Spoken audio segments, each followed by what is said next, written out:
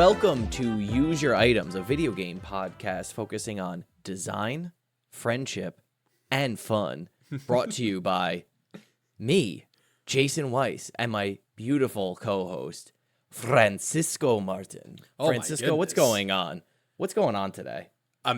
Everything is going great and amazing. I feel so much better after that opening right there. That was beautiful. Well, we were talking for a little bit before this, and I was feeling like maybe like we're a little in the doldrums, we're a little in the dumps, so, you have to be the sunlight.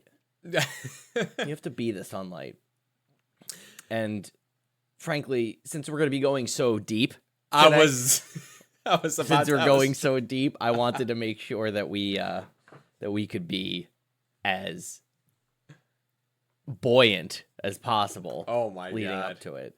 I was trying to think of a pun to say, "Oh, we're gonna be subpar." No, that's too mean. We're gonna be, but that's much better than my puns. That's why we do it. That's why we're co-hosts. We really complement each other so well. That's right, folks. Today we are talking about Subnautica, an undersea mystery. That's not the actual subtitle. I was about to ask, is that actually? It's not. There's a sequel called Below Zero, but that is not the subject matter of today. Mm-hmm. No, today we are talking about Subnautica. It is a game that was released in 2014 by Unknown Worlds Entertainment. Did you ever play anything else by Unknown Worlds? No, actually. This is my first Unknown adventure. They've worked on. Did they do? There's Outer one Wilds game as well, or no? Well, I don't think they did. They did one other game that I played, and it was a weird one. It was called Natural Selection 2.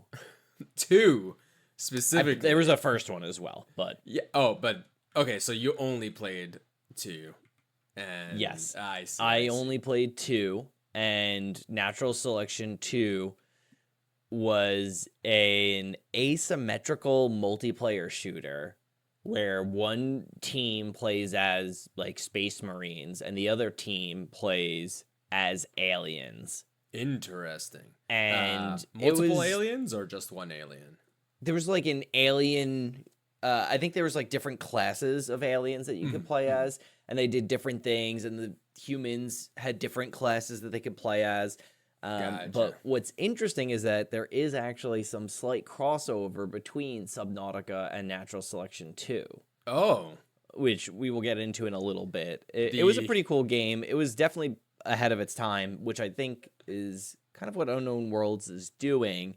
They're trying to take things that exist and really tweak them by making a multiplayer shooter that's asymmetrical and then making an exploration game that's actually a horror game. Yeah. That's interesting. The Natural Selection, it reminds me of that one game that didn't really take off called Evolve. Oh man, I have such a soft spot in my heart for Evolve. I always saw the trailers. I always wanted to play it, but by the time that I was gonna get around it, they were already like shutting things down. I was dead. Okay, never mind then. Yeah, I really don't remember the whole story about what happened to that game, but I did play it quite a bit in beta, and it was just so unique and so much fun, and it's definitely I feel like there's room in my heart and there's room in the world for another asymmetrical shooter game. I just love the logo. The logo was genius. What was it again? It was the monster is the E, then the V in Evolve is like the versus, and then OLVE are the other class names. That's funny. Yeah, I remember that. So I saw that and I was like, dang, that's some next level. That's some juicy logo. But this isn't use your logos. This is use your items. That sounds like a great podcast. We might have to branch off and just do a logo podcast. We take every week and just talk about a different logo. I'm 100% positive that is a graphic design podcast that exists today. If there isn't, and you're listening and you're into that stuff, you should do it because that's a fire idea. So tell me, But what yeah. is your relationship with Subnautica? How So did you come to decide to play this game? so we'll start in spoiler-free territory, and then we'll try to demarcate spoilers. And I'm expecting probably about an hour or so. Sure. And my relationship with Subnautica is it was a pretty cool exploration game that came out in like I would say really at like the peak for me of like Steam sales when Yeah. I had a little bit more money and I had a better computer and a Steam sale would roll around and demolish my wallet and my Steam library would grow and grow and grow and grow. As it does. And as it does. And I remember getting this game on a sale many, many moons ago. I played it on Steam for this go around. And a couple of my friends who are very, very into exploration games, base building games, and games that have that progression of I make a thing that helps me get another thing, and then I use that to make another thing, and gather more things. That whole like exploration, Minecraft kind of progression style. Jay, Brian, you know who you are. This is very much in their wheelhouse. And I've enjoyed those games. I've enjoyed the Minecrafts of the world, the Terrarias, the Starbounds. And I always got to a point where I'm like, okay, I've had enough slices. I've had enough pasta, and I am ready to have a different meal. And I've traditionally had trouble finishing games, and a side effect of doing this series has been it's been very effective for me to just like finish games and like follow them the whole way through. And moreover, the experience of Subnautica is something that was super, super important to my buddy Jay and my friend Brian as well, who really, I think this game just vibed with them from a perspective of it's not just a game about building a base and gathering more materials and stuff like that, but it's a game about that's driven solely on exploration, while there is a story that is both happening because of you and a story that is happening around you and a story that has already happened. So it kind of, you join a story in the middle of it and you get this experience of you're starting to explore. And I think it does that storytelling via exploration very, very well. I think it's a game that I see a lot of Breath of the Wild, a lot of maybe even Tears of the Kingdom in, where the vehicle to move the story forward is to explore, and as you move the story forward, you're constantly exploring, and it rewards that sort of that gameplay loop. Not as well as Breath of the Wild. We can get into that, but it certainly does. It does take, I think, the groundwork that something like Terraria, which I don't actually know if that came out before this, and certainly Minecraft laid down before this. Terraria was 2011. So my relationship with Subnautica is just something that I always saw my friends play and talk about, and they had loved quite a bit, and I was always kind of spooked out by the water, so I kind of was a little reluctant to get into it. I had probably started it two maybe three times, and I don't think I ever got very, very far. And I certainly didn't get outside of the safe shallows. And I don't think I got much further than like the kelp forests. Gotcha. What about you, Fran? So for me, Subnautica, I was wrong about this game. I thought this was a different genre of game. Really? I thought it was a roguelike. I don't know why. Oh my gosh. I had heard my friend talking about it, and for some reason, I guess they explained it very poorly, or I misunderstood incredibly poorly.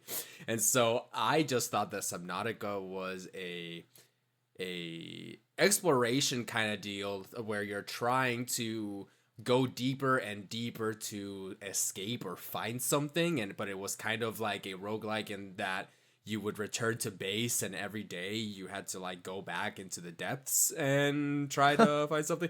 That's what I had in my head. Oh my god. That's a very different Yeah, game. it's a very different game. So when I started playing and it was immediately apparent that this is not gonna be a roguelike or a roguelite, that was fine. I've slowly learned that I might not be the biggest fan of roguelike or roguelites. I do love specific roguelites. Ooh. So I started out with Crypt of the Necrodancer, and I love Crypt of the Necrodancer, and I loved Gunfire Reborn. And so I thought that I was Gunfire's fun. yeah, I thought I was a true, honest to God roguelite lover.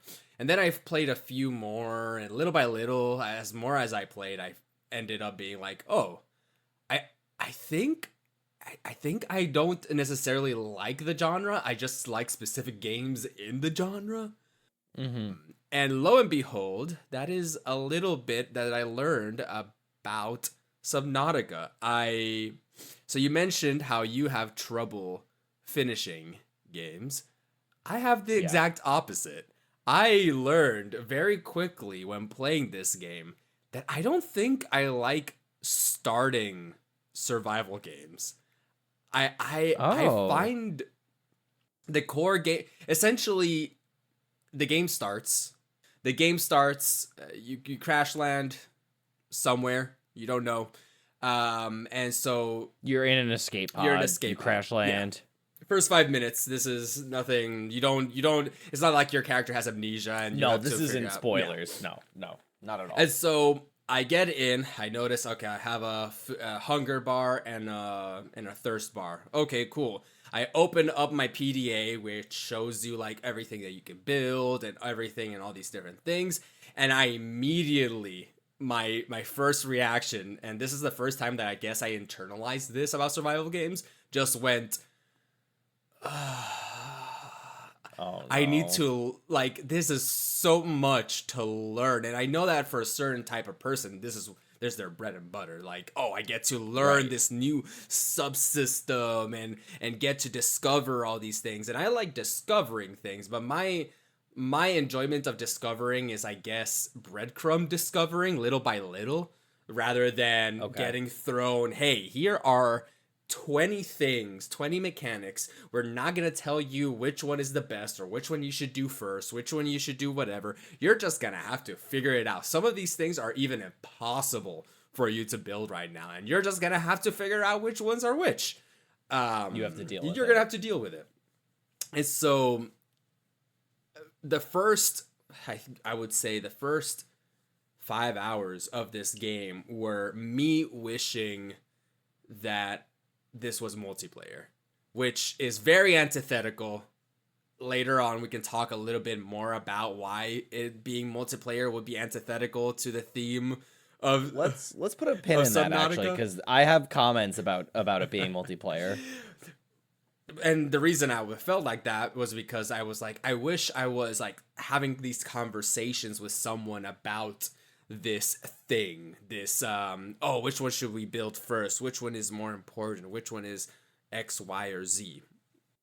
And honestly, if we want to start like moving on from our initial experiences to some other conversations, I think that is part of the conversation, right? That this game has a really good job of making you feel so alone. And making you feel, oh my god, yes. So, and even to that point of like, I am exploring, I am doing all these things, and I even almost I took screenshots and was like, oh, I want to send this over to Jason to see what he thinks and stuff like that. I was like, no, but that might be spoilers, that might be like influence stuff, so I can't really do that. So it just feels so lonely, such a lonely experience sometimes. Yeah, I think that's a really good point. Actually, I saw in doing a little bit of research after I finished playing the game, I saw there's a YouTuber, I think Lord Bacon. I'll put a link in the show notes. They make a ton of Subnautica videos, some really, really good ones. And one of the ones that they did for October of this year, or last year, was they like acted out in game, in the game engine, like some pretty popular creepypastas from Oh, Subnautica. Subnautica And creepypasta. the Oh, one really? that they worked out was pretty cool. About it's like a mod that supposedly adds NPCs to your game, but of course that's not. I'll let the video speak for itself. But there's more to it than meets the eyes than just downloading a simple mod to add in some AI and some creepy stuff happens. And they did a great job with it. It was really it was super entertaining. But I think this sense of loneliness. I also think this is I think that sense of loneliness is critical to the first player, like the first playthrough experience of this game. I will say I feel like for whatever reason, maybe because we're recording this in December, so we started playing this in the midst of like the holiday season. You had returned from your trip to Japan, and you were back and forth between Montreal and Boston and stuff like that. So I feel like we were less in communication during our playthroughs of this too. Like I streamed it a couple times. Fair. You showed up, but then you had a dip because I was gonna spoil something for you. And yeah, there is this element of it is kind of hard to share what's going on, because if you build something that's really cool and different, you have no idea if I've built that yet and what that means, what that shows to play of the game. And once we get into spoilers, we can talk a little bit more in depth as to, because I did see some of while you were streaming, and there were some things where I was like, I decided very early on not to take that approach. Yeah. And that would have been better, or I think my way was better, and that was there's a lot, not to get away too far away from loneliness, but there is definitely a lot of, I'll put a pin in multiple endings, not as a spoiler, but as open-endedness. There we go. That's the word I'm looking for. Open-endedness as a concept, I guess, is something that I want to, I guess, talk about a bit. Absolutely. I'm trying to think what else I want to say before we kind of get into spoilers. If you like exploration games, I think this is absolutely a phenomenal one to check out. And I think part of the joy of Subnautica is that there is I forget who described it. I saw it described in a Legend of Zelda Breath of the Wild like design breakdown, where every time you hit a hill, you find something that's worth doing. We've talked about it before on the podcast, where you reach a new peak, and then that peak gives you 15 different things that you can do from there. And then you go to one of them, and then you find two more, you find 5 more things to do, and then 2 more things. And that's how you branch. That's how you move away from the map. And that's why all of the, the interesting stuff that kind of leads you out is in the outer ring of the starting areas usually. Yeah. And that's very, very true here. And that's really writ large in Subnautica.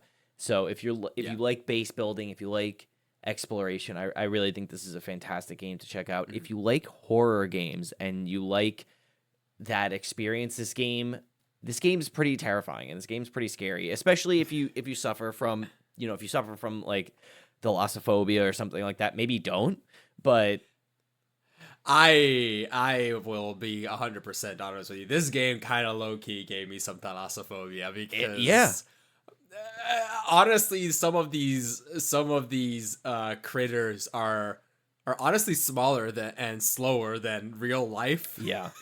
Things. And that is not helpful to think about. But yeah.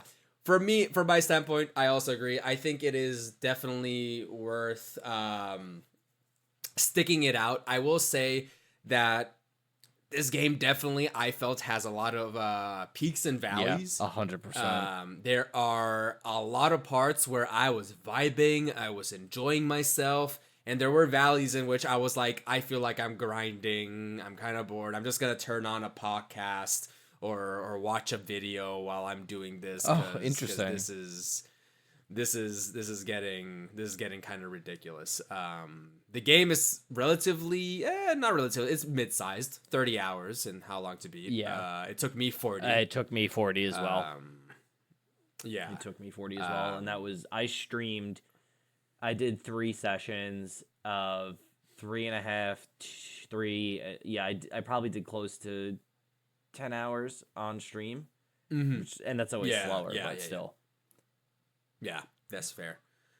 Yeah, I so I think it's definitely it's 10 hours of commitment is always such a big thing to ask of someone, but I think that is probably the cutoff point for if by hour 10 you're like, I don't think I'm gonna like this, then I think it's like, yeah, just there are some goodies, definitely some really cool things that happen after hour 10. I do like the story too, but I don't think that it is worth going through that much. If you're not enjoying those first 10 hours, then it's gonna be like, yeah, that's pretty much what you're gonna be doing the whole game. Yes. There is no major gameplay shift within the first 10 hours that would change your opinion of the game if you didn't like the first 10 hours, or if you were rubbing. There's a small caveat to it, and I'm going to bring it up right at the top of the spoiler section, because I feel like I played this game wrong, and that's not something I often will say, and I don't necessarily think it's the fault of the game so much as it is a reflection of me as a player. But yeah, I think the game is terrifying. I think the game is absolutely, like, I played Soma, which I might write about, but I played Soma during Halloween, like spooky season, which is a horror game. Like, it is from the top line, from the byline, it is a horror game made by the same people who made Amnesia, which was like the most viral horror game for many years in the mid-aughts. And that game, I think, was less scary than Subnautica was way more often. That is so interesting that you were saying, because I think for me personally, playing through this game, and I think it just happens to be with a certain sense of how you approach games and how do you become engrossed in a game. For me, it wasn't like I was scared. It wasn't like a horror for me personally. It was more of tenseness and lack of a better word, under pressuredness. Yeah. That was just an underlying stress at all times, essentially, for me personally. Like, I was the one who, if I would see a monster, I would just, and by monster I just mean a sea creature. There's just everything is sea creatures. If I saw a sea creature, I would stop what I'm doing and just try to get as close as possible to scan it. It was like, come on, let me scan you. Let me, like, as long as I knew where the thing was, I would be fine. Yes. Once it leaves my cell, I'm like, I am now the unknown. Well, now you're prey. Now I am prey. So as you can see here, two very different reactions to the game. For me, I was never, honestly, there was only one part where I was scared, but but it'll get into spoilers. And beyond that, everything else was not, don't go into this game expecting an Amnesia type horror or a Soma type horror, or it's not Resident Evil 2. It's not like Resident that. Evil, no. It's the same fear you had when the very first time you booted up Minecraft and you didn't think anything of it, and then the sun set, and then you just hear noises rustling around you, and you suddenly realize how deeply and desperately exposed you are.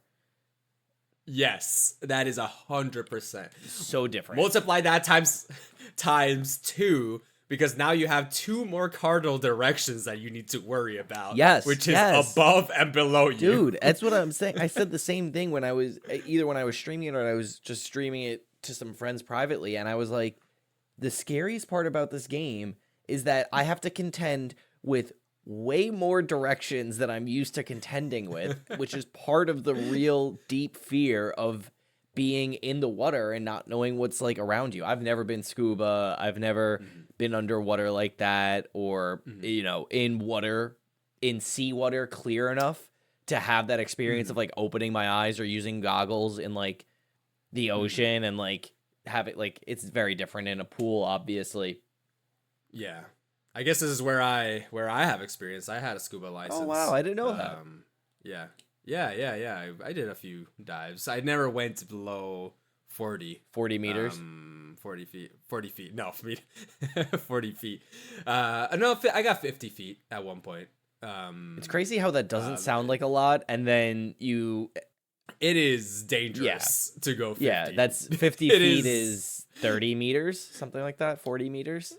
Yeah, that's if you divide it by 3, it'll give you a rough estimate. So it'll be around 15 to 20 meters. 15 to 20 meters. Okay. Yeah, because 15 times 3, that's 30. That's 45. Yeah. So,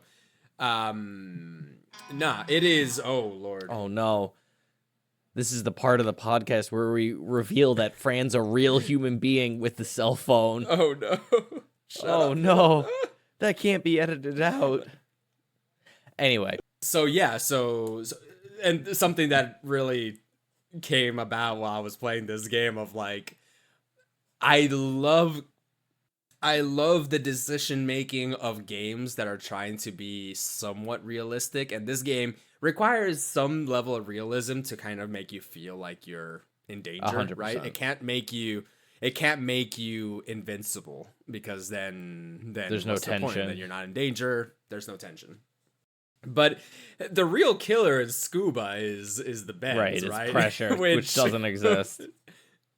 Well, it's not even. It is pressure, but it's so whenever you go scuba dive, I don't know if anybody cares about this, but whenever you go scuba diving, you need to keep track of how long underwater you were at certain depths, because the nitrogen in your bloodstream pressurizes, and so if you go down 50 feet, once you resurface, you must stay out of the water for 15 minutes before you even attempt a 20 feet dive or anything like this. Because if you do too many deep dwelling, by the way, if you're a scuba expert, I know these numbers are wrong. I don't remember the math in my head right now. Do not use this as a resource for your test.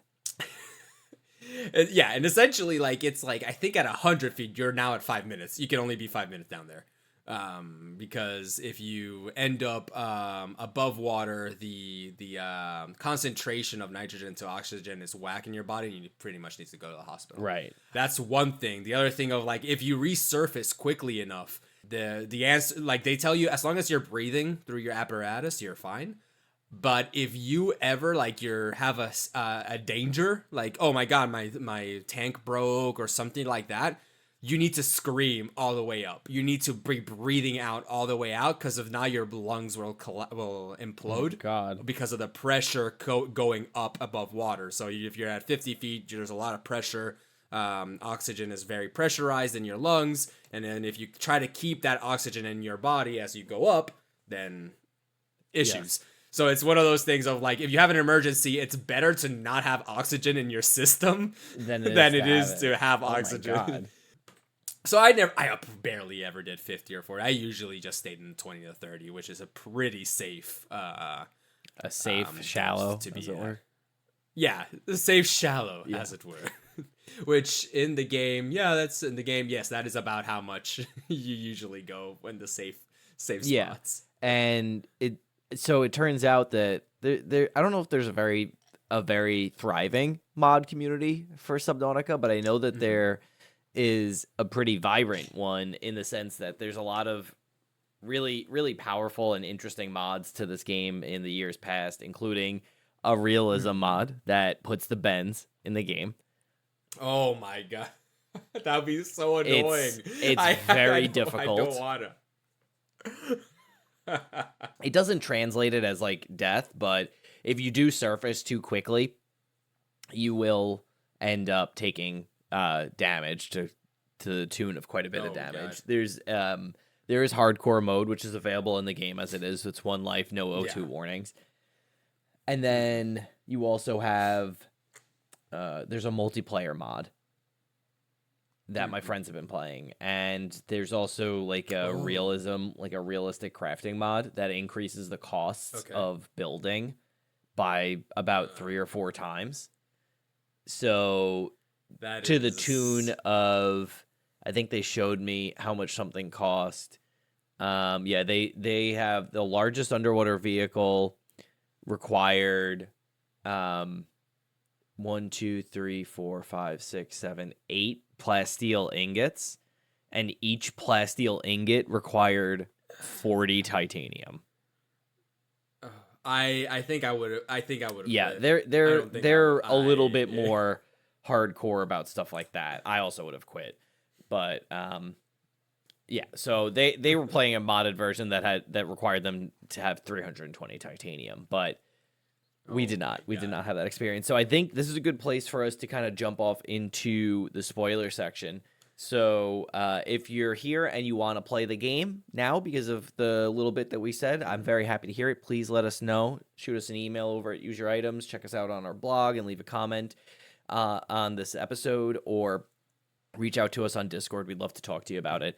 And moving forward, we will be spoiling the entire game. So, do you want to spoil the entire game, or would you like to little by little spoil the entire game? Like maybe just hours 10. Yeah, we can take our time with it. So if you're playing the game and you want to stick around for a little bit longer, we'll try to do it in chunks. But it's there isn't that much depth here either. You know, this isn't Shenmue or anything like that. So like it's not like there's that much. As we said, the first 10 hours is pretty much all you need to know if you're going to enjoy the next 20. And with that, let's take a break.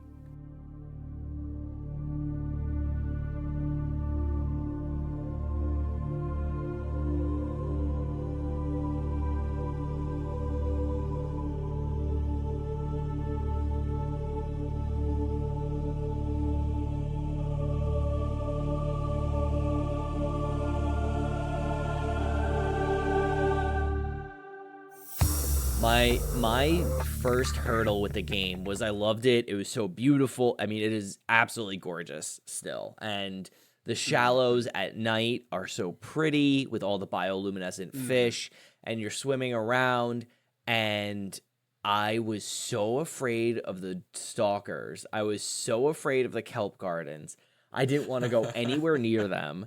And you have to do that to progress the game. And I had such a hard, it took me, I had a seamoth before I had a glider.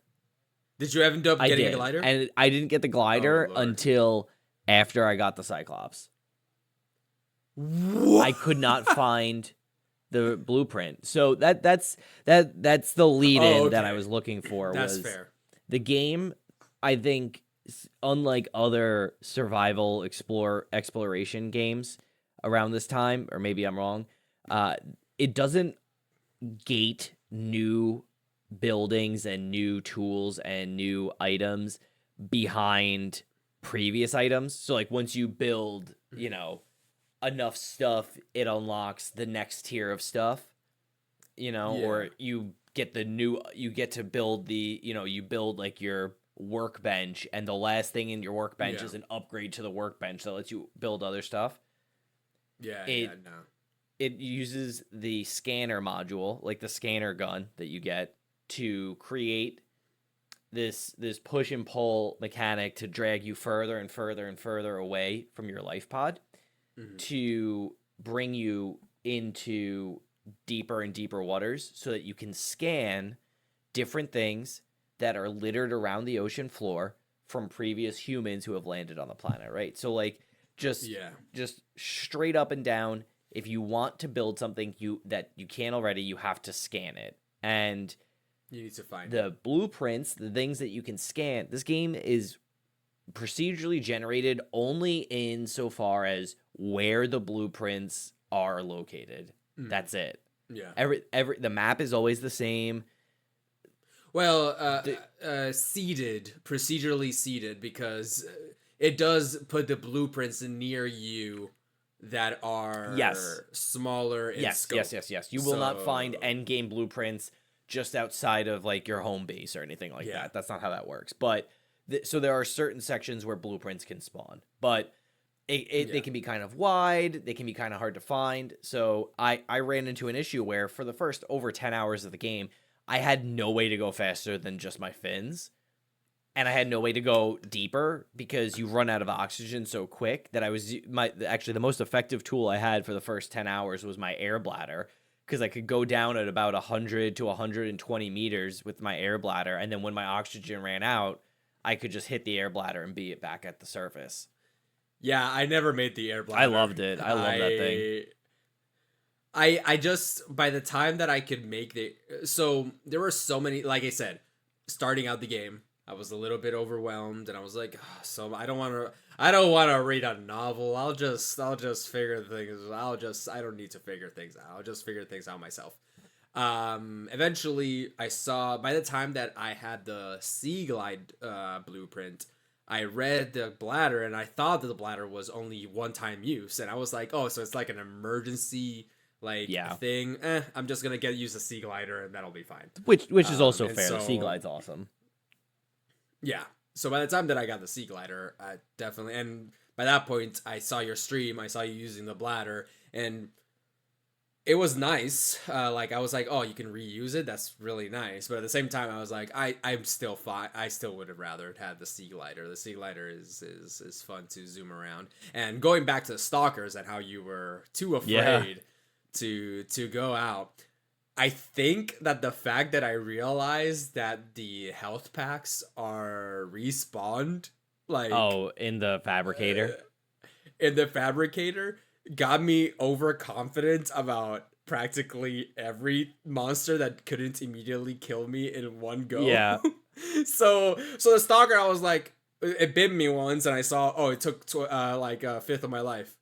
Okay, as long as I keep moving, it's fine. And so I just went in there, and I was just like chilling and stuff like that. And sometimes they would get close to me. I was like, "Hey, no, get it. Stop it!" You know, smack him with a knife. You know, and it's like, "Hey, stop it." For me, the stalkers were not definitely more than the stalkers. The scarier early game critter was the exploder. Oh, the crash fish. Was the one that's the crash fish. That one was scary to me because you hear it before it activates. You're like, fuck. Well, you couldn't do anything. That was my biggest issue with this crash fish was there is no count. You can't ever get away from it with your fins. So and they dealt way more damage than anything else ever should. And God forbid it exploded next to an acid mushroom. Like, you could just die on the spot if the acid mushroom exploded. And yeah, they were terrifying. I mean, I was definitely afraid, just like to explore too much. I kind of leaned into it a little bit too. But I was very afraid of the stalkers. I don't think I've ever been bitten by a stalker. I could not tell you how much damage they deal. Really? I was never directly attacked by a Leviathan. Well, I shouldn't say. I was never directly attacked by a Reaper Leviathan. Reaper, okay. And I was, as pictures that I showed you. Yeah. and the game mocked me for I guess I should say it. I shouldn't beat about the bush. I hit a bug in the game in which a Reaper Leviathan charged at me while I was in my seamoth, and it charged at me at an 80-degree angle into the air, and so the charge kept it going, and my seamoth just kept going, and me inside of it, and I was like looking at like how far away I was getting from the ocean, and I was like, is there fall damage? I guess I should get off, right? And eventually it'll let go and the seamoth will come down, right? So I just jumped out. Oh my I fell into the God. water. I was fine. And I look up and I see the Reaper Leviathan still going. And now because it's so far away, I can see how far away it's actually traveling, and it stops, and I think it was 150 meters above ground before the Leviathan lets go of it and comes back into the water, and the Seamoth just stays my up there. God. And I'm just You should looking have at stayed it, I was in. like, You would have just gotten off the planet. Speed run. yeah, strat. apparently this which I guess that's the spoiler, that one of the spoilers. The objective is to get off the planet. We will get to why you're not being rescued in a second. But yeah, that is the story of my Seamoth, and that was the first Seamoth I lost. And ever since I lost that Seamoth, I looked up how long it was since last I saved. It was 5 hours, and I was like, I'm pretty sure I can just make another Seamoth in the time that this is. But from now on, before going on any expedition, I need to save. Yeah, that's definitely a part. I also had a similar experience with a Reaper and my Seamoth, where I lost my first Seamoth, and I was exploring a wreck. And I looked around. I was like so cautious. I looked around like 6 times. I was like, okay, there's nothing here. There's nothing here. We're good to go. And then I get out of my Seamoth and I'm like exploring through the wreck, and I hear this terrifying roar, and I'm like, oh no, what's happening? I checked. I swear I checked. And then I leave and I just see the shadow of a Reaper gliding across the sand, and I'm like tucked into the wreck so it can't get to me. And I'm like, how am I going to get out of this? I didn't have a sea glide. And I was running out of oxygen because I'd been in the wreck. And I'm trying to find my Seamoth. And then I look up and I see my Seamoth. And I see the Reaper. And the Reaper just charges at the Seamoth without me in it, destroys it, and then just leaves. And I'm like rushing for the surface at this point because I'm about to die. I was like, oh my God, is this how it's going to happen? I did not die once during my playthrough. Oh wow! I died. I did twice. save scum once. Okay. Because I got something happened to another one of my vehicles and destroyed it, and the game was like, at that point, it was the very end of the game. But yeah, so I maybe we're not laying it down as well as we could, but you know, the game starts, you're just like some random dude on the Aurora, which is a giant spaceship owned by the Altera Corporation, and for one reason or another, your spaceship is crashing and you are on an escape pod, and as the escape pod is launching away from the ship, you see the ship explode, and then you get knocked out and you wake up on the escape pod and it's burning, and you have to put the fire out, and then you get out and you realize you're in the water, and then you surface, and then you look around and you just see the crashed ship and then water everywhere, and that is the start to the game. And there's this, I went out the top entrance of the escape pod, and you have this moment of just like seeing the wreck, and you're like, oh my God, and you look around and there's just water everywhere, and there's this immediate onset fear of, oh, this is it. There's only water. I'm never going to be dry again. And then you jump off, and of course you like, your character does like this first person dive, which I thought was really cool. And you just see this very vibrant, alive coral reef full of like all these nice fish and all these areas, and that's kind of the start of the game. And what happens in the next 10 hours is what's also going to happen in the next 30 after that, right? Where you you swim around, you don't walk, you swim around, you gather materials, and you use the materials to make new things. And what I think Subnautica does really well in that first 10 hours is you learn everything you need to know about the game in that time. Before then, even in the first hour, that is what you're going to do. That being said, that gameplay loop is certainly not for everybody, but I do think Subnautica does it really, really well, because it lets you as a player really become familiar with a region, just like the crash site, right? And lets you explore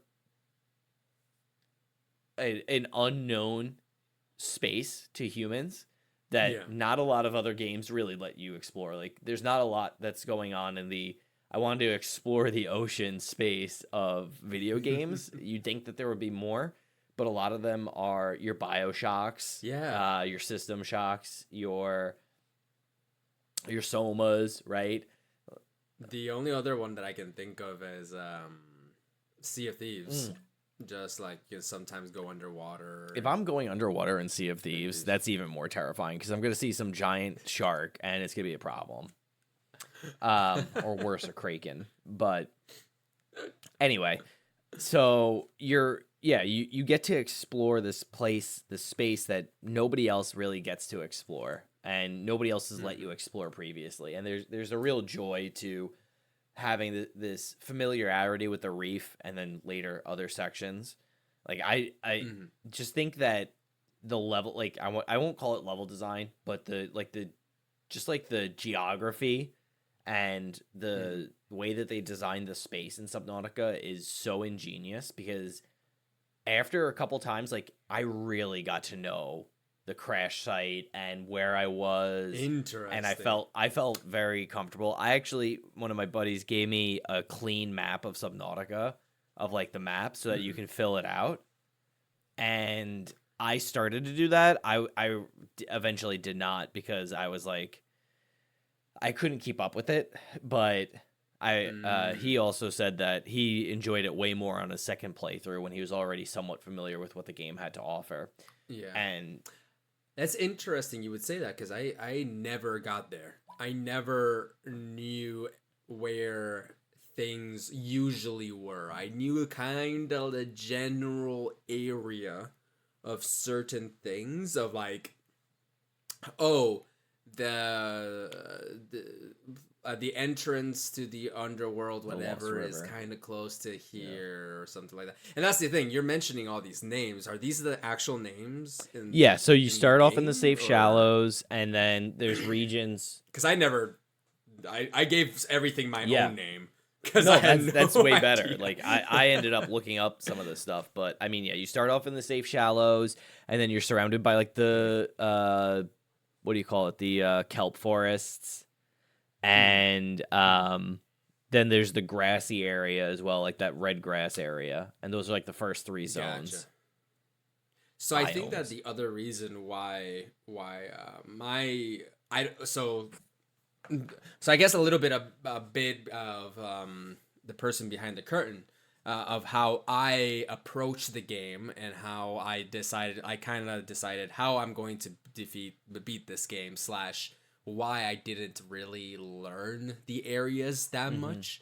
And it's because I ended up figuring out, okay, what is the bare minimum of resources that I need to make a scanner plus place to dock, so moon bay plus scanner plus energy source.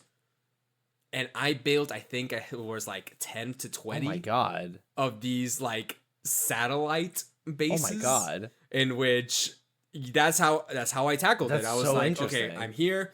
I'm going to go 500 meters this way, build another one. 500 meters this way, because now I have power source. Now I have a scanner that essentially what you were worried about, like, oh, the blueprints and stuff like that. I had that problem too. And I was like, okay, I'm just going to make a scanner. A scanner. Every 1,000, a scanner. Yeah, my bad. A scanning room every 1,000 meters. And that should give me enough coverage to find essentially any blueprint, any interesting thing, any data point. Wow, that is so smart. Anything. I should have talked to you. And so when you look at my bases are crap because they're small. They're just like two things. They're just at first it was a moon base plus normal room plus scan room, because the normal room was to put a bioreactor in. But once I learned how to do thermal, I was like, okay, I'm just going to put a thermal. I never used thermal. Yeah, I was not using it until I went deeper and deeper, and it got to the point where I was like, there's barely any bio stuff to cut to like put into the bioreactor. So I'm gonna have to just the geothermal vents are gonna have to be what decides where my next thing is. So I had one at the entrance to the river that you were talking about. I had one at I called it Futbuck Island. We can talk about why it's called that later.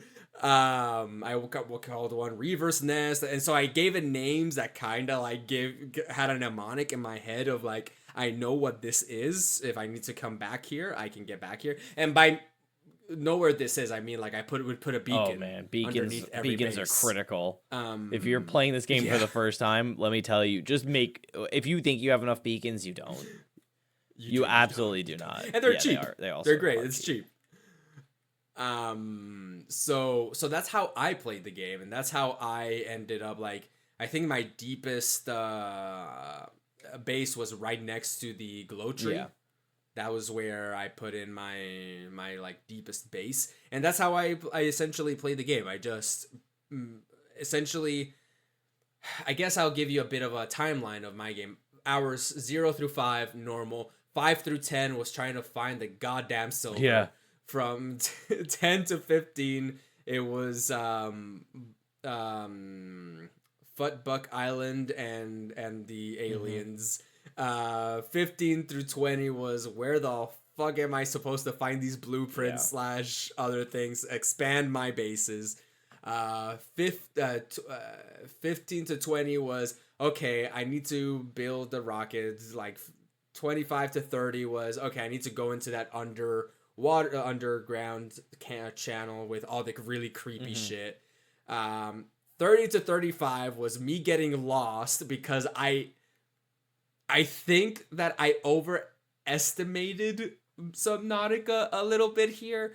So after, there's so many like plot twists and so many parts in this game that are like, oh my god, that's amazing, that by this point I half expected there to be a second deeper tunneling like a cave system that would be where the end game is, but apparently not. It's part of the other cave system. So I just explored way too much, like way too far away, until I eventually came back there and found it. And then finally the last few hours was the antidote and stuff like that. So that's my timeline at least. I think your timelines, it's a little different than mine. And then you also did bury the lead there a little bit on the antidote. So there is a that's might be. So one of the things that happens at the beginning of the game is you get you scan yourself. The PDA tells you to scan yourself, and you find out that you're infected with this strange bacteria, and then you find out that everything on this planet is infected with this bacteria, and that's kind of like the first nugget of the story and the way that they tell the story as well, which is pretty cool because it's all like I want to call it procedural storytelling because most of the story is told in things that you find and pick up. It's kind of like Dark Souls in that way, or Bloodborne or something like that, where there's really there's no narrator except for your PDA computer and like the AIs on your ships that are saying welcome aboard, Captain, and things like that. So the game focuses on using, so even as like you described like these chunks of hours, you described them specifically with the tools needed to explore and what you were exploring,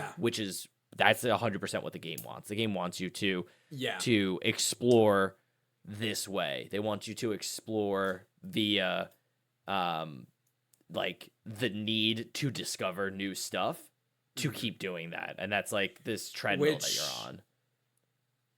Which I will say is one of my unfortunate gripes with it. I kind of wish it wasn't as necessary to grab so many things to make things. I got a little tired of it myself. Like, so I built the Cyclops. What'd you name it? And I hated the Cyclops at first, so I named it nothing. Oh my god, I loved my Cyclops. So disappointed. I was so disappointed. It moved so slow. I was like, I'm not gonna be able to outrun anything. I'm not gonna be able to do like, it's way too much work to drive this damn thing. I have like all these different cameras. There's a joke when you build this thing that says that it's a 3-person operation and you're by yourself. So you're like, oh Lord. And I think I built it and didn't use it for like 2 to 3 hours. Oh man, because I was like addicted. I was like, this thing sucks. I hate this thing. And then after a while, I was like, you know what? If I treat it as a moving base, then I think really I can accept this. And that's essentially how I ended up like, okay, this little Cyclops, you're not too bad. I love so the Cyclops is the submarine, and it's the largest vehicle that you can build, and it's the last vehicle that you build. Yeah. I would. Well, you say that. You build a prawn last? Okay. Yes. It was the last vehicle I built, and it was the second to last vehicle that Francisco built.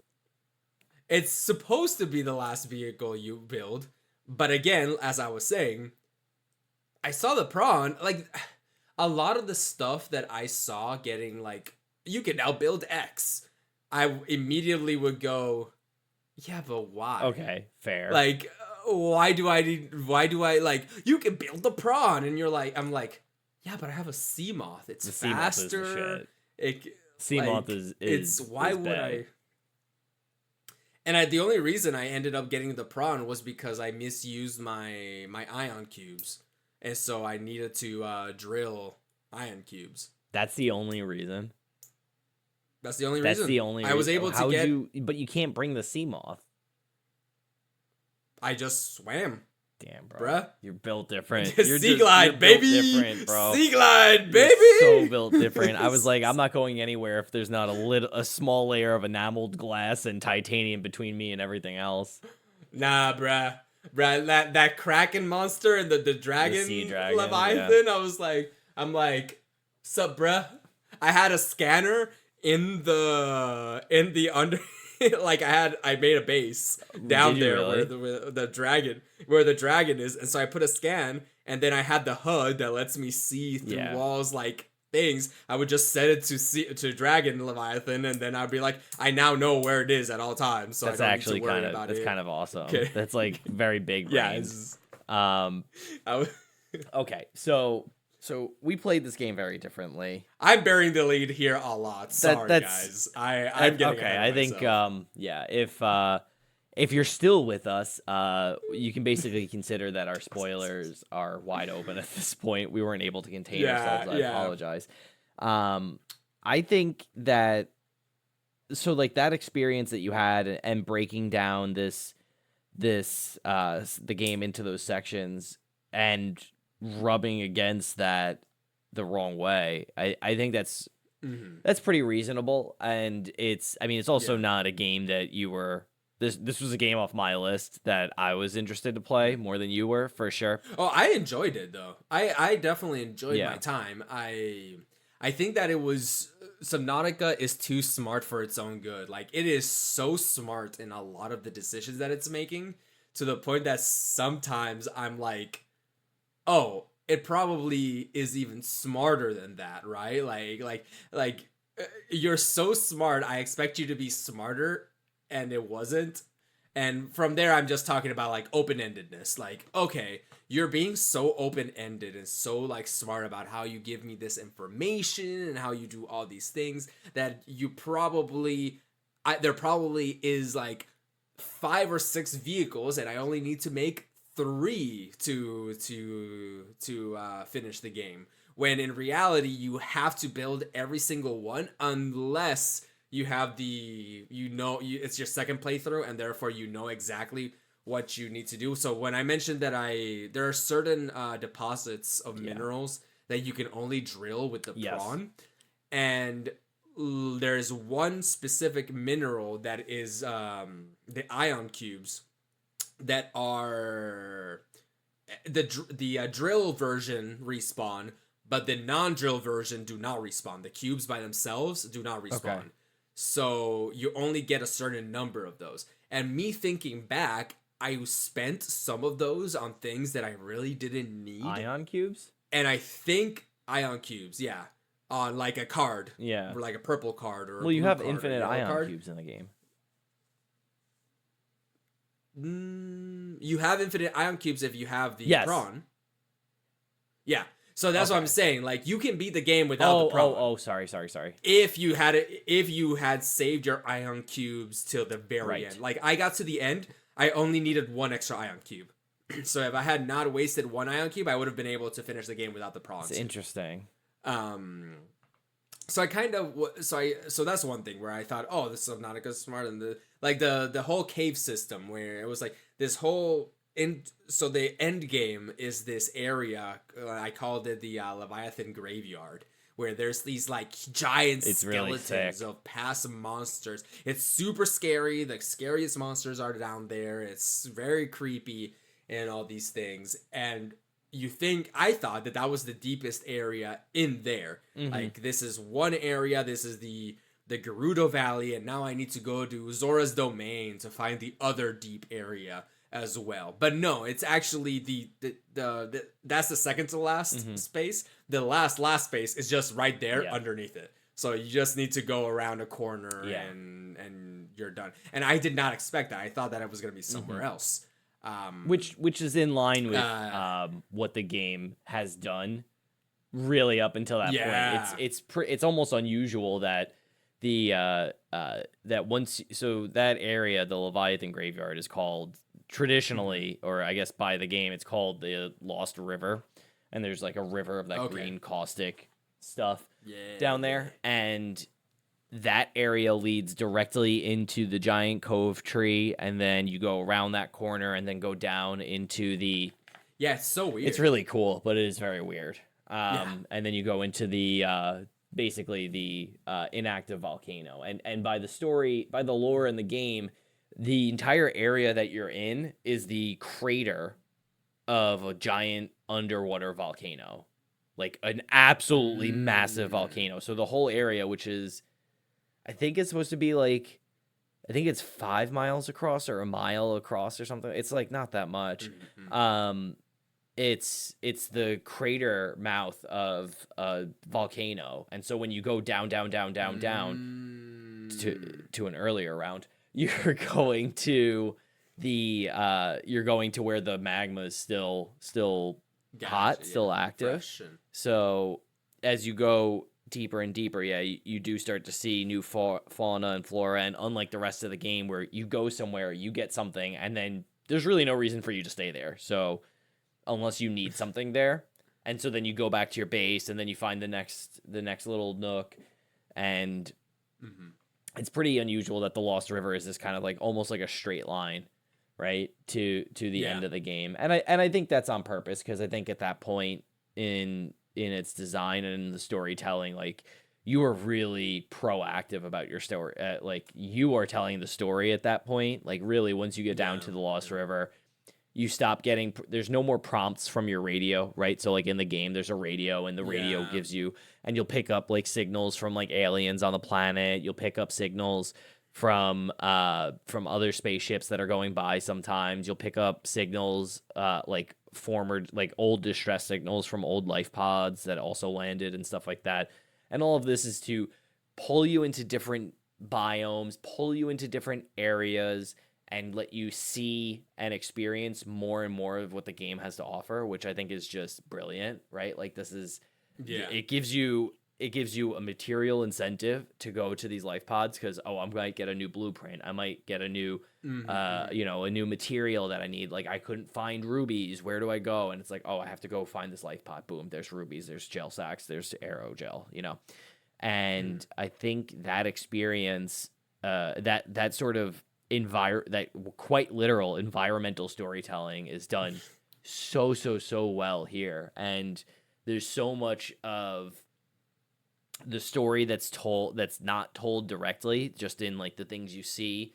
Like when you get to one of my favorite moments is you get to the inactive volcano area, and you go through, and if you're me, you're swinging around on your prawn suit with your grappling arm, and you're swinging like Spider-Man through it, and you're like, nothing can bother me. I'm in my giant mech suit. I'm swinging around, and then you see this huge glowing blue pillar of kyanite, which is the rarest material in the game. And you're like, finally, I've found it. My precious gem, my precious material, my mineral. And you go and you start grinding it with the drill arm, and you gather and gather and gather, and then you see more, and then you find like nickel deposits and magnetite, and you're like, oh my god, I have everything I could possibly ever need. I just need to load up. And then you keep eking further and further in, following basically like this breadcrumb trail of kyanite, and eventually you see this somewhat fresh skeleton of a Reaper Leviathan, which is the most popular, most plentiful Leviathan in the game. I believe there's like 15 or 16 of them or something like that. And they are all over the place, and they're very loud and, frankly, extremely annoying once you get to it. They are so annoying. They will screw up all of your vehicles. They're beautiful. They're cute. I love them, but they're annoying. So you see this skeleton, and you're like, why is there there are no Reapers in the Lost River. There are no Reapers in the inactive lava zone, and there are no Reapers deeper than that in the active lava zone. And there's just this really incredible moment of just environmental storytelling where you're like, why is there a set skeleton? A little overly picked clean, but why is there this picked clean skeleton of Leviathan sitting here in the deepest part of the game that I've ever been in, and I haven't seen a Reaper Leviathan in 6 hours? And then gliding past you in the depths, in like this murky, smoky, dark water. Doesn't even seem like you're underwater anymore. You just see this humongous, just this mammoth Leviathan, this sea dragon, gliding past, and it has like these fully like formed arms almost that it's paddling with. And oh my god, it was like such an incredible moment of just like, holy shit, they fucking did it again. After 35 hours of playing this game, after having seen everything it had to offer, it leaves me with this one last moment of, it did the same thing it did in the first 10 hours. It just did it again. And I oh my god, I just love that shit, man. That's like, and that's not even, I mean, it is the last dangerous. It is. It's not even the biggest Leviathan, though. Yeah. Wait, no, is it's smaller than the Sea Emperor. Okay, yeah, that's the one I was talking about, the Sea Emperor. Sea Emperor is chill. Sea Emperor is the homie. Character. But yeah, right. No, I was just so enamored with that experience. I had a really funny moment of using. So unlike you, Fran, I was addicted to my Cyclops. I loaded it up immediately. I put a fabricator on it like as soon as I got it. I put in 1 million lockers. I was like, this is my home. I live here now. I had Yeah, I guess that's the thing. I had so many homes all over the place that I was like, I had one big base that was hanging over the edge of a cliff, facing the Aurora in the like the grassy plain, like near one of the life pods over there. And that was awesome. I loved it. I had a moon pool that was literally hanging off of a cliff, so I could just like, it was so easy to just glide in. Easy. I had a scanner there, and then I made another base near a bunch of uranium. I gathered a ton of uranium. I never used that base again. I went down to the Lost River, and then instead of going to that giant cove tree to make my base, I made a base right before it where that big skeleton was. I made my... Yeah, I had three bases. Oh my god, dude. That's crazy. I had one down there, and it had everything I needed. It had the scanner, it had an observatory, it had... Observatory? You see, people say, oh, it's a base building as well. I never treated this game as a base building. Yeah. Because it was like, all I need is a moon pool and a scan. You were very utilitarian in your play. That's all I need. That's all I need. I did build a big base later on, because later on I see the enzyme peakers. The peakers? Is that what they're called? The beakers? The fish. Oh, the peepers. The peakers? Is that? Peepers. The enzymed peepers. And I honestly thought that that was how you were going to cure yourself. So I actually thought, like, because when you read the PDA, it says, oh, further research into this enzyme should be prove useful, blah, blah, blah, blah, blah. So I was like, okay, so that's the end game. So I'm going to make a big base. I made a alien Containment unit. research tub and a containment unit and put a bunch of peepers in there. And I just sat there for an hour figuring out, how do I research this? Is there anything that I have to build to research it? Nah, it doesn't matter. It really a bit of a red herring. dead end there, but red herring. But that's so funny. But I never made an alien. I made an alien containment unit, and then it tanked the hull integrity, so I had to delete it and fix my stuff. I was like, I'm never doing this again. And then somebody popped into my stream. I was like, this is the most useful thing in the game because you can just harvest everything in it. And I'm like, that makes a lot of sense. Anyway, did you make a scuttlefish? no, I did not make a cuttlefish. It is the cutest. It is not found anywhere in the wild. Yeah, you have to raise it. Find right? this egg. Yes, and it's like a little like happy face like tentacle monster, and you're like, oh my god, you're adorable. Yeah, I did not find one. I never really was... used the alien containment unit. That was like the main thing I never really used. I think I built everything else. I enjoy base building. I think if you like that, you can certainly have a really awesome experience because everything's like tubes and like there's some really beautiful biomes that you can build a base in. So if that's more your speed, then I think this is a great game for that. But that usually is my speed. The problem is that for me, I always felt like I needed those resources for other stuff. Now, granted, maybe it was because I had 20 bases instead of having just like one giant base. Right. But yeah, I just ended up like the scanning room was just such an important tool, like for me, for just finding stuff all over the place. So funny. I think I made that two. was just every base was always moonpool and scan base, moonpool, whatever. Eventually it became useless in that I was looking in the wrong places for things, so it didn't matter that I was making a scanning room, and that's why I think we ended up like finishing at about the same time.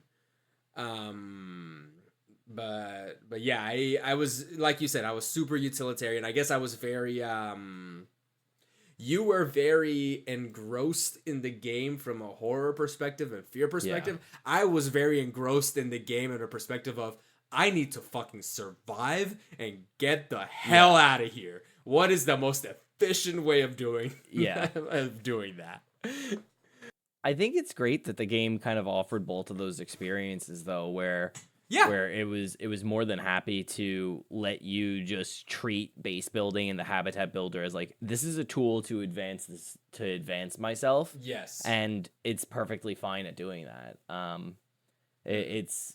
I think that's a really great magic trick that the game does where I can spend 15 minutes staring at a Reaper skeleton thinking about what that means, and you can build 15 scanner rooms and we can both walk away thinking like, oh wow, this was a really cool game. And I think for me, what I really loved about it is that compared to other survival games, this is one where I was so intrigued about what was next, and I found the experience of gliding in my seamoth through the ocean, like especially like you get so familiar, or I got so familiar with like the blood kelp zone and the underwater islands and like all this stuff, and like you just start to recognize these areas. I did anyway, and then like you just hit something like this looks a little weird, and then it just drops off and it just goes down another 600 meters, and you're like, oh shit, like what is this even?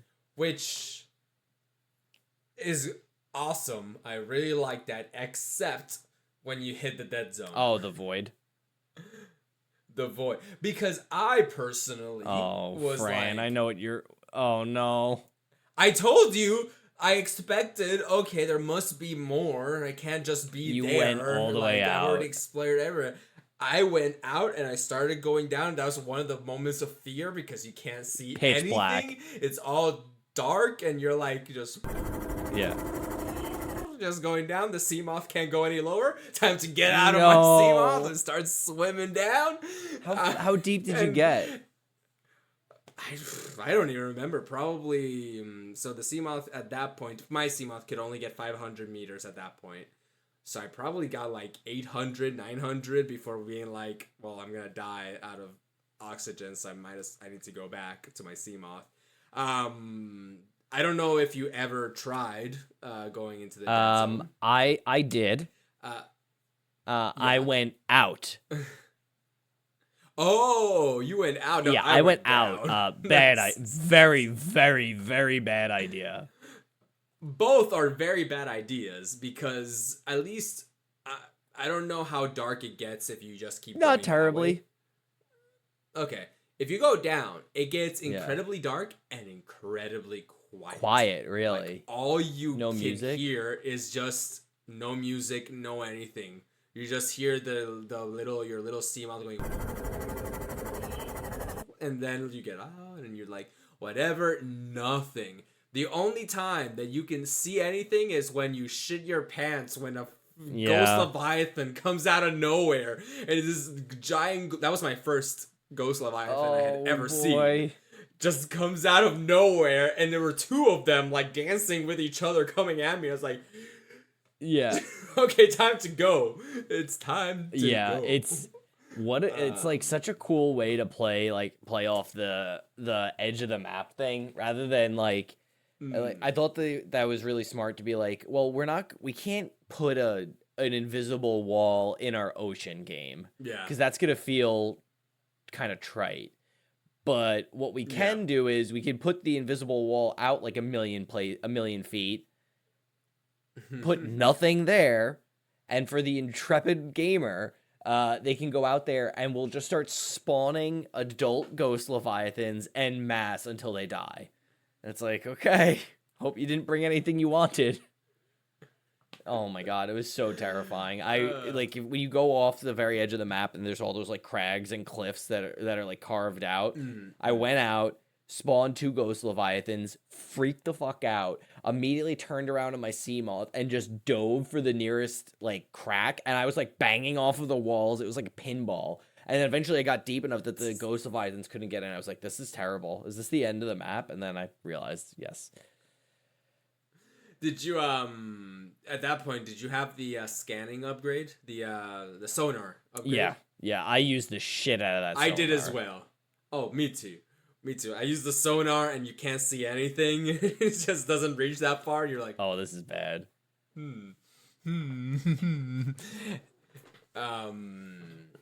Something that I've been meaning to go back to this because I want to ask you, what do you think is the first thing in the game that you experienced that you would consider a plot twist? The first plot twist for me was, I want to say, my gut tells me it's when you go to Mountain Island, you see the gun, and then the Sunbeam, the ship that's coming to rescue you, at some point at the beginning of the game, you get this timer on your screen. The only timer that shows up on your screen, I think, that says the Sunbeam is going to arrive in X minutes, and then it starts clicking down, and you have to go to this island, to this rendezvous area to get to it, and there's like Reaper Leviathans along the way, and it's like the furthest you've probably been, or at least it was for me, and then you see this thing landing, and you're like, oh my god, this thing's gonna get shot down, and then it just gets shot down, and you're like, oh, I thought I was, like, you knew that the game wouldn't end at that point, but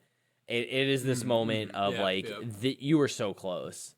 That's the one that my gut's telling me. I would agree mostly. You did mention one thing that I would consider it a plot twist by itself, and it's the fact that there are islands and there are dry lands that you can walk on. You're right. I think that's it. That blew my.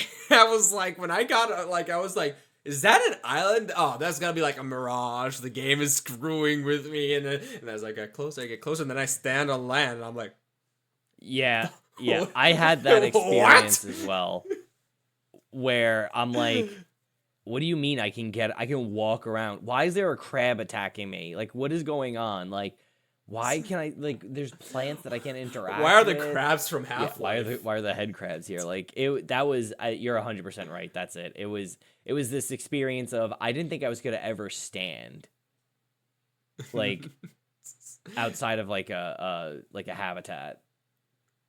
Yeah. That was the first like, oh. Which island did you discover Mountain first? Island with the gun. Floating. Oh, island really? For me. Yeah, I found out pretty early on. You just like puttered your way out there. No, there was a radio, and I think the game was trying to. It was supposed to be the game kept telling me you can only go this deep, and I was like, yeah, right. And I would just try to go deeper. Like there were some life pods that it would tell me, oh, this one's 250 feet. I technically can only go 125, but if I do this, and this, and then I use this, then I should be able to probably make it. And so I would just do it. And so one of those was the one that is 300 meters deep. And so you're expected to just go there later once you feel more comfortable. But I was like, I'll go now. Nah, screw it. I'm going to go over there. And then I just went over there, and that's when I found the island. And I was like, yo, that island was so cool with the ancient floater and like, that was like just going out and experiencing the story of the so those are the Degassi bases. The Degassis, and that's with Paul Torgal, which is always funny to me because in Final Fantasy 16, the main character Clive's dog is named Torgal. But Paul Torgal, his father, I forget his father's name, and Margaret is the bodyguard, like the hired help, I guess, the hired mercenary for this very wealthy Torgal family, who's like the head of their CEO, and they crash land on the base and stuff. And that storytelling, I love. Like there was one point on stream where like I stopped playing the game for like 35 minutes, and I was just like clicking because like I would, my partner always gets mad at me when I'm like playing through a game or we're playing a game together, because I'm like, I will gather if there's like readable story, I will gather it and then I will binge it all at once. I will not stop to do it at once. I'm like, if I'm playing, I'm playing, and if I'm consuming content, I will consume content. And I did this in say it. You are a beautiful human being, Thank Jason, you. because somebody worked really hard for people like you to really enjoy that. Mm-hmm. I skimmed it. I read the Spark Notes. Fair enough. Yeah. I was like, clink, okay, trouble, clink, okay. Like I would just read like 3 words in every paragraph to kind of like get the idea. Okay, I get the gist. Okay, keep going. Sorry for no, that's okay. But yeah, that's how I tend to play these games. I don't always do that, but that's how I did it with this one, where I just listened to like all the Torgal stuff, and that was super cool. And I found like their deep base in the Grand Reef, and I was just like, I was really enamored with some more direct storytelling, even though it's interesting because you as the main character, Riley, I think is the technical name. Yeah, really? I don't, it's not given. It's not offered anywhere. I think it showed up in like the wiki or something like that. But yeah, Riley is the main character, is you, and I think that experience of you're getting this story about the Degassi bases and the Torgals, like from like a tertiary perspective of Riley's hearing this story that had already happened years ago or happened recently, but before you got there, secondhand from these PDAs, and then you're getting it via your play as Riley. I don't know. It's triggering the metafictive postmodern literature side of my brain, and I just really appreciate it's because it's very much like an epistolary style of storytelling. So that's storytelling via letters, letter writing, and the most famous one of that is probably either Frankenstein or Dracula. It's probably Dracula for most people. Yeah. It's told in just letters between characters. I thought you were gonna say like a religious text like the Bible or something, because aren't those like mostly letters or something like That's that? a different style of storytelling. There are some in there, but that's mostly like the Old Testament is pretty different from the New Testament in writing styles and That's stuff fair, like yeah. that. But that's a different podcast. I just really enjoyed that style of storytelling, and I did it via like consuming it all at once until I realized that you could play an audio log and then just leave the menu and walk around. Yeah, That was nice. That's how I mostly That did it. does bring me to probably my biggest gripe with the game, and it's boy. maybe a bit remiss that I'm dropping this an hour and 25 minutes in. So if you're listening to this and you're still here, thank you. You've probably experienced the same thing that I have, though, and that is the fact that the menu system in this game is abysmal. It is really not great. It gave me a headache. It really gave me a headache quite a bit. Wow, that bad. Yeah, I got a lot of headaches playing the game, actually. It was kind of frustrating. It's just the way the menu works, listener, is you have a PDA. It's like a tablet. You have this tablet, and the main character, Riley, picks the tablet up and holds it in front of their face and that presents the menu to you. But there's an animation for it. It doesn't just open up. It's not like hitting the pause. Yeah. It's also not a pause menu. We didn't even talk about that. It's not a live pause menu. So the game's not paused. You can swim with it in front of you, and you can click around in it and stuff like that. But you pick it up and physically hold it in front of your face and then put it down. And anytime you interact with the fabricator, a modification station, anything, even like a bioreactor or thermal reactor or anything like that, it pulls this fucking PDA up. And just the motion of picking it up, putting it out, picking it up, putting it out, picking it up, putting it out, picking it up, putting it out was driving me nuts. And I just that menu was so brutal, and it led me to I would say the closest I got to resenting the game, because that was the feeling I had, was this menu issue of it was giving me a headache, coupled with the fact that your inventory is minuscule, and you have to have, if you want to make something, you have to have it on your person. Which is annoying. You can't have it in storage next to the fabricator. You need to get it out of the storage, put it on your person. That's the most popular mod for this game, I found. Yeah. Oh, really? I think that's the most popular mod for any crafting game. It's one of those things, and listen, it was 2014 or 2015, right, where this was still part of it, and this is true in a lot of exploration games where it's like there's always an element of realism to it. And this is just an element of realism. And me personally, I'm leaning more towards I'd rather it be a video game, and like it works. Yep.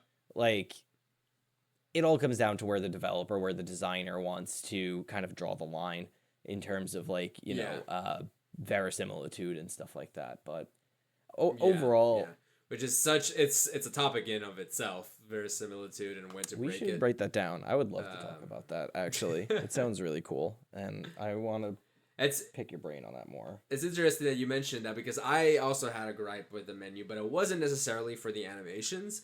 My gripe was that the tabs. There's 5 different tabs. They're pretty well dictated as to what is which one. But at the same time, I wish I just had a dedicated inventory button. Agreed. And a dedicated blueprint button. Instead of having to open up the menu, it'll be in wherever you were last. Let me go over a few other, like move to click on inventory, click on this, click on that. I don't have a read all on the fracking BS discovery stuff. And it's a lot of that. It's a lot of stuff that would probably nowadays do the quality of life check, because the game is very gamified in a lot of aspects of like that fabricator. God, they could have made 5 to 10 different furniture crafting stuff. Where it's like, this is the cooking station. This is the fabrication. It's like, nah, it's all one thing. You cook in it. You make water in it. You good. You know, it's like, okay, we good. So they did have some forethought in making the game easier / not easier, but more nice accessible, to use in a way, accessible. not the traditional way. So they did think about it. It's just that probably they, probably a smaller team. They don't have time to do everything. It probably, from a development standpoint, me talking now as an engineer, it is definitely cheaper to make everything be controllable through the PDA instead of having to make separate interactions for separate systems, for separate like things, like it's just easier to be like, you know what, designers, we're just going to make everything in the PDA. You can give it the context that it's going to be built on, and that's it. You don't get new animations. You don't get new like menus and stuff to look at and stuff like that. So it is a cost-cutting measure utilitarian as well, kind from of that perspective. Function over form. So I'm not surprised about it. I guess. What, as a designer and a developer, did you find worth taking away from a game like Subnautica in terms of like your own development and design philosophies? And what stood out to you as a developer and a designer in Subnautica? Let me quickly think about that. I mean, this is something that I've seen since in other games, but contextual storytelling in that the PDA will talk to you when certain things happen is a lot of fun, but this is early, so this would be pretty early on, even before many popular games would start doing that. My most memorable, probably, this is the dumbest thing, but probably my most memorable thing in the whole game was when you first pick up a diamond. Yeah. And so there's a very anti-capitalism message in Subnautica, where the company that employs you, Altera, essentially is very cost-cutting and all these different things. The reason actually that you need to like escape on an escape pod is because you get a radio call that says, hey, it's too expensive to go all the way over to you, so you're gonna have to meet us halfway. Build your own rocket ship and we'll pick you up at this location instead of picking you up there. And so the first time you pick up a diamond, the PDA says a reminder that anything that you find on your expedition is Altera property and is expected for you to return such things or the value or the estimated value of such thing upon your return. And you need diamonds to create other stuff, so obviously you don't have it when you finish the game. And the very last thing that you hear in the game after all the credits roll, did you stay for after the credits? Is the voice saying, "Welcome to Phase Gate, whatever. Your final deficit in your wallets is negative 1,538 credits. You may not deboard until you've paid off your debt." It's like this great fuck you moment at the end where it's like, oh, you did all of this work, you finally got there, but you couldn't defeat the final boss, capitalism. So that's one thing I think that it was very like, oh my god, this is storytelling. Contextual storytelling. I liked small things like being able to decorate your posters and like all the like little like things that you could put around. I'm gonna be honest with you. It wasn't until your stream that I realized that you could put the posters up. I just had it in storage. I never put them up. It was an accident. I actually never did put them up because I didn't realize it. So those two things, loved it. Yeah, it's weird now because now that you mention it, Subnautica isn't really doing anything groundbreaking, I would say. It's just really solid at doing the stuff it knows that it wants to do very, very well. It's like, very clean execution. Exactly. I would agree. Exactly. It's probably one of the most well executed. Like, the last survival game I played before this was Raft. The one that you're in the middle of the ocean, you're on a raft. It's Raft. Yeah. With the shark. With a shark. Yeah. And that game, it's fun, but it feels a bit janky. like it's fun in its jankiness, and this game feels a lot smoother. Now, is it fair because this game has been out for a while and was a success and had multiple releases and everything? I don't know, but yeah, I'll probably cannot wait to remember of something that I actually felt like was something that I should take away right after we stop recording. Well, if you do, what we'll do is we can just I can add it to like a little write up on the blog or something like that. I'm gonna try to. I haven't written in a while, so I'm gonna try to write a post on this and maybe Soma and do them back to back because it is kind of a cool left and right of Subnautica as a survival / horror game, and then Soma as a horror game. And what they're trying and how they're telling and using the ocean and the depths to tell slightly different stories and tell them in a different way. But overall, I would agree. I loved my time playing Subnautica. There's a lot of really great things about it I loved, including all of the AI and the voice on the Cyclops. Like, it's one of the only games I played where you can dock one vehicle into another vehicle. Oh, that was amazing. I love that. And it's a continuous like first person experience. There's no cutscene. There's no stopping play. I mean, it's a little frustrating to try and dock the prawn into the Cyclops at times, but for the most part, it's like one of the only games I've ever played where you're a player, you're a person, and you drive these different vehicles, and the world that you're in, which is an alien world, and all of the technology that you build is designed with these vehicles in mind. And I thought that was so cool. Like the idea that like the only thing that was missing was a way to dock my Cyclops with my base. That was it. Yeah, that's fair. That I did. I mean, since I didn't have the prawn, it took me a while to realize that the moon pool isn't just the seamoth and like yeah, just the seamoth home. The seamoth home, but yeah, very very good there. I like a lot of critters, a lot of even some that don't even matter, right? Like the sea treaders. I loved all the fish. Right? I loved the sea treaders. I thought they were so cool. They're so cool, but why? Like, they're in the corner of the map. They do absolutely nothing. You know, it's you don't need them. You don't need them. And you can play. You can probably play the game and never run into them. Yeah, no, you definitely could, because there's two entrances to everything, and there's one entrance I think in the north and one entrance near the sea treaders.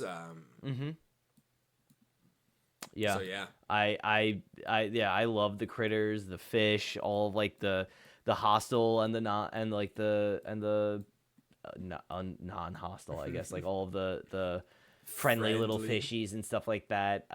Probably the weirdest thing to me was like I've probably ate more boomerang fish and peepers than anything else over the course of the game. Yep. But boomerangs are like particularly unsettling if you look at them a little too closely. All of them are unsettling if you look particularly closely. Yeah, they're all really cute from like a quick glance. Yeah. But like I'm looking at like a picture of a boomerang and like it almost looks like it has human teeth and it's like really disturbing to look at. The one with the one eyeball on top of it. Oh, I think I know which one you're talking God. about.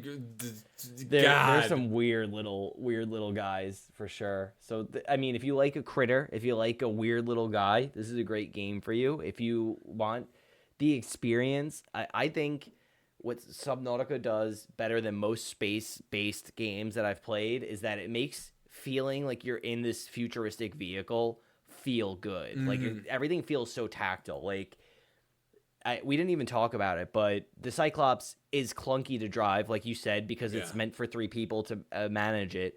But you stand at the helm at the front of this glass dome, and you're holding like a steering wheel that can go up and down and left and right and blah blah blah.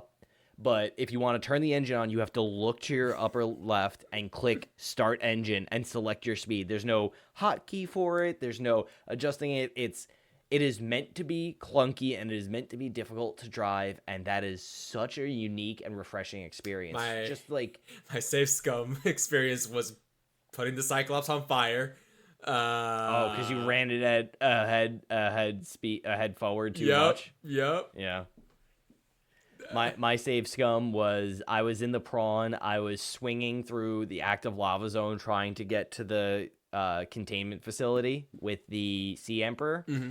And that was also my other big plot twist was the Sea Emperor was being nice. But I was swinging through there and I stopped because I was like trying to plan how I was going to get in without getting killed by the sea dragon. Yeah. I didn't see it. The sea dragon was winging around and I missed it. It sprayed fireballs at me and immediately one-shot my prawn. Like my prawn just exploded, and I was looking around and my friends were watching my stream and they were like, "Why are you out of your prawn?" I was like, "I wasn't." And then I realized what happened. I was like, this is the end of the game. I was within maybe 5 hours of beating the game, and the last 5 hours was just gathering resources, honestly. Yep. So I was like, no, and I just save scummed, and I was like, I'm just gonna swing through this bitch. You see, you don't have to worry about your vehicle getting destroyed if you just swim, through the whole thing. Yeah, well, that I was like the prawn king. Aislinn named my prawn. Do you know what my prawn was named? Gurren Lagann or something like that? Prawn Solo. Prawn Solo. My Cyclops was named Padme. My first seamoth was named Anakin. That got destroyed by a Reaper. And then I made another one named Luke. And it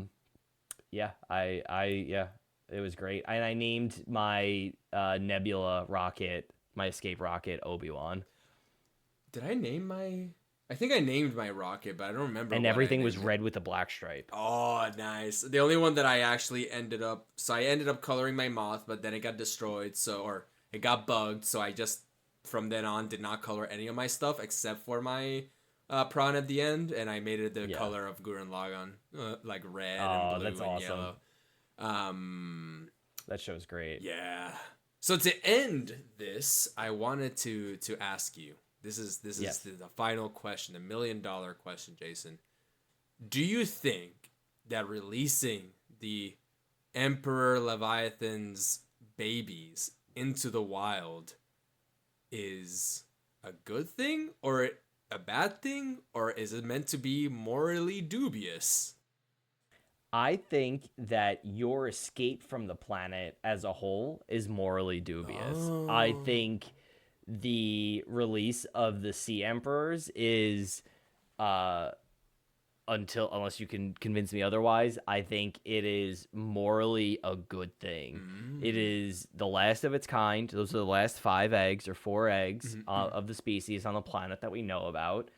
And the Sea Emperor kind of was just this experiment. It was just this animal, this obviously sentient, intelligent, smart, ancient creature that was held against its will. And it was like really not that upset about it, but the real to me, like the whole thing with the Sea Emperor was that the great irony is that the precursors were so advanced that they were unable to telepathically communicate with the Sea Emperor, but humans are not so advanced.